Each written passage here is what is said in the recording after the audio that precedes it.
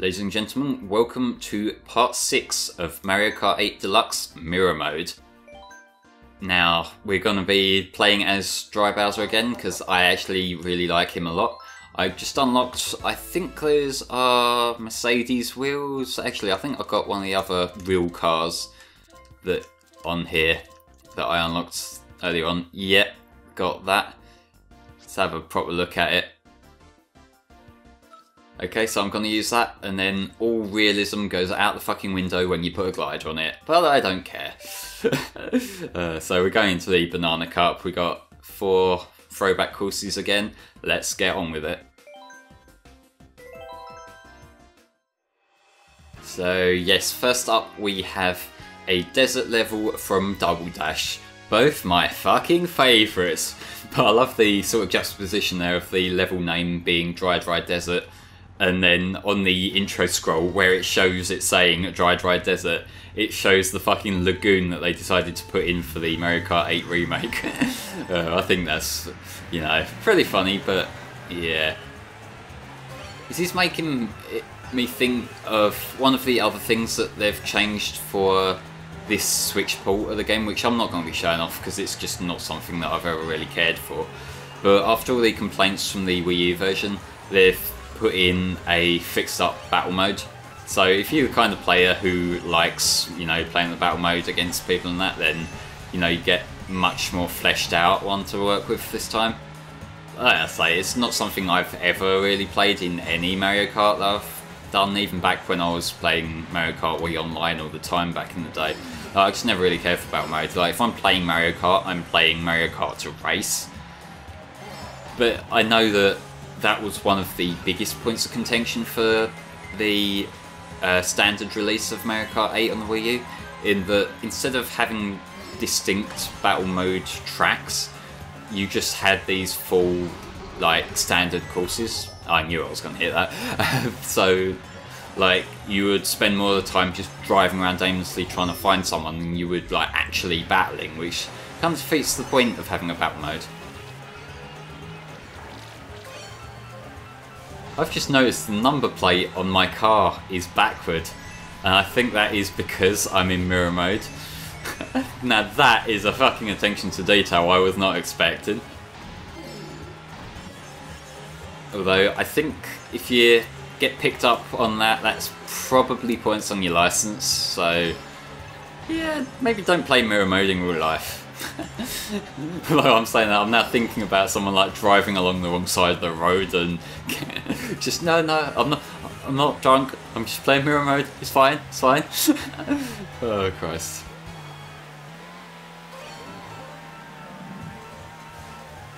So that's some of the things I've seen people do in real life on the road.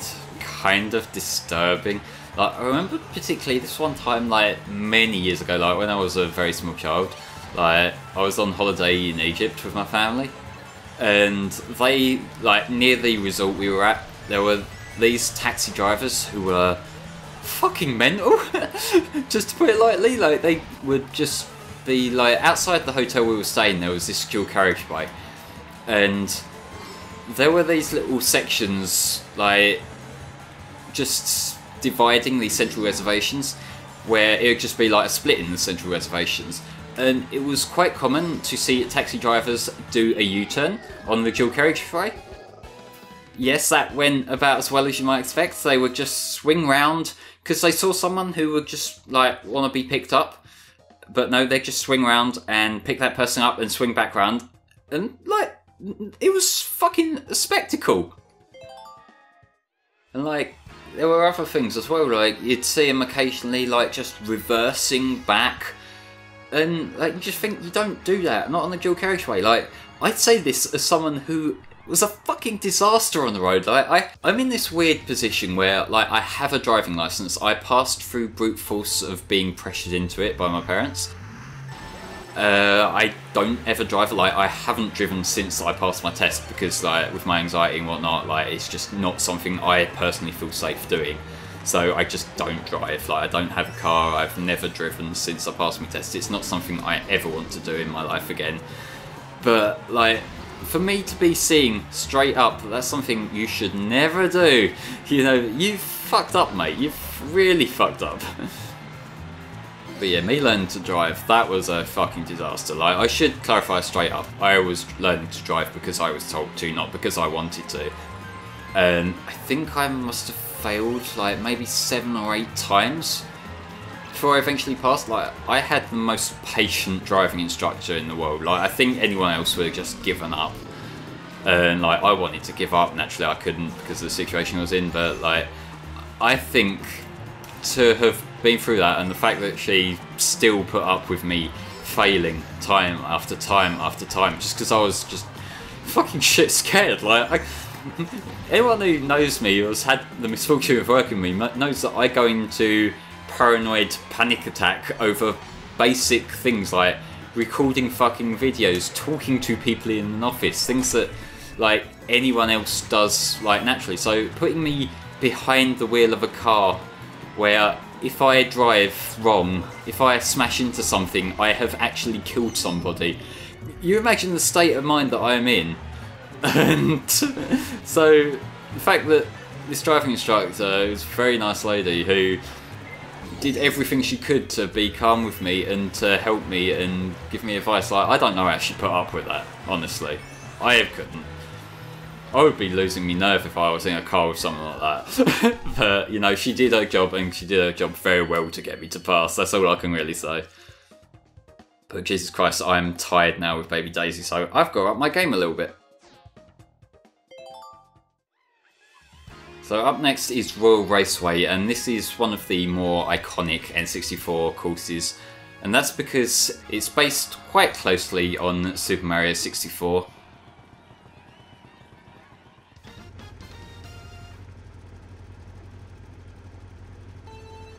In the original, Peach's castle in this course was like sort of rendered in full. Like, I think it was probably programmed as a solid object, and you could sort of drive around in front of it if you so desired to, like, forfeit your race just to do something completely pointless. But you know, it was kind of cool that they included that. It's shut off here because I guess they just didn't want to bother, and I can't blame them because there's literally no reason why you would ever want to go into that there. But you know, it's still a pretty fun course in its own right. It's not really that distinct to be going through backwards here, although I will say that, like, I think the like cherry blossom leaves on the road are a little bit more emphasised here than they were in the original release, like the Wii U release, I mean. Those toads and Shy Guys in the crowd are still fucking 2D objects, and it stands out really like a sore thumb when you get up close like I did just then. I need to stop driving on the fucking grass, that'd help. But yeah, I quite like this course. I'm getting fucked over here, but yeah, can't win them all. And I think the blue shell explosion there did sort of kill off the red shell, thankfully, because that would have been quite insulting to have a blue shell than a red shell. Like, it could be more insulting if I had like a blue shell or red shell and then I did something fucking stupid myself, like drove into a banana or whatever, but you know, that's something that can very much happen when I'm a little bit thrown off. Thank you for the blooper spunk, much appreciated. Granted, it's much less effective here than like in the DS or 3DS releases, because in those games you have quite a detailed map of where everything is on the bottom screen, and if you need to, you can just glance down. But here, it at least does obscure some of your view. Like, you could say that, like, yeah, you can just glance over the map, but it's nowhere near as detailed, and like, if there's shit on the road, you're still going to drive into it.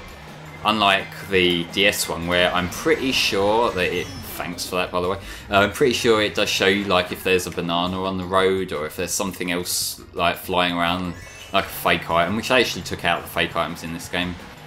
But, like, if there's something else that you might crash into, they would let you know on the bottom screen. You don't have that luxury. I think I'm going to get second here, and this might actually be my first silver, depending on how the scores tally up. Okay, I'm second now, so I guess all the weight goes on the next race here. Let's see how it goes. And of course it's DK Jungle, which I have different tiers of luck with this. Sometimes I go through it flawlessly, sometimes I fuck up every turn. So let's just see how this one plays itself out.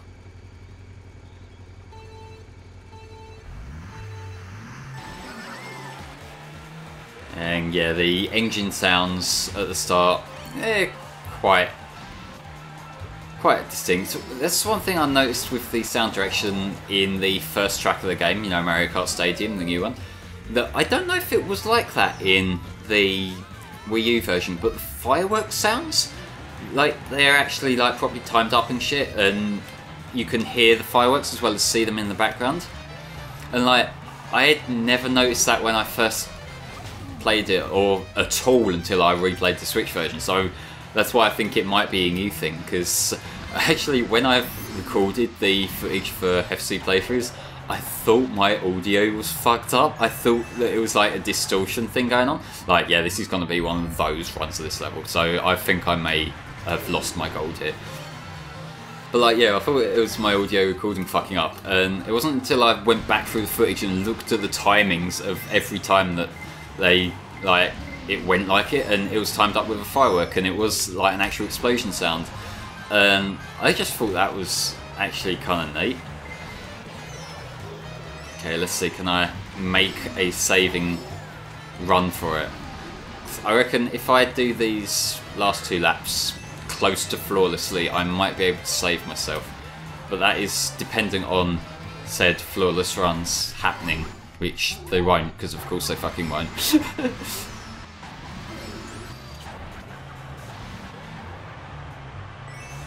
But yeah, this one seems to be based on the Donkey Kong Country Returns games, which I played a bit of the Wii one on a rental a couple of years ago. It was kind of indifferent to it. Like, Donkey Kong Country was never really my thing. Like, not as in I don't like it, more that I just never really put much time into it. So, you know, like, I wasn't sold on it, I wasn't put off by it. It was just, it's an okay game. Like, it seemed like an okay platformer. I know one of the criticisms of it is that it's harder than the original games, at least from what I've heard. So I guess that could be a mark against it, but you know, it seemed like an okay middle of the road platformer for the like couple of worlds I played into it. Yeah, I'm coming near the end. Can I hold this first? I hope I can hold this first. Although this wind section can be a bit of a breaker if I was to screw it up. Let's see. I'm gonna do a ballsy move here. I'm gonna try to take the shortcut. Oh yes. And it's fitting that I finished with 3 bananas on the Donkey Kong level. I'll take that. But yes, there we go. I kept up my streak of all golds. This desert background looks so dead and empty. I'm sorry, it just does. But yes, ladies and gentlemen, I'll see you next time for more Mario Kart 8 Deluxe Mirror Mode. Bye bye for now.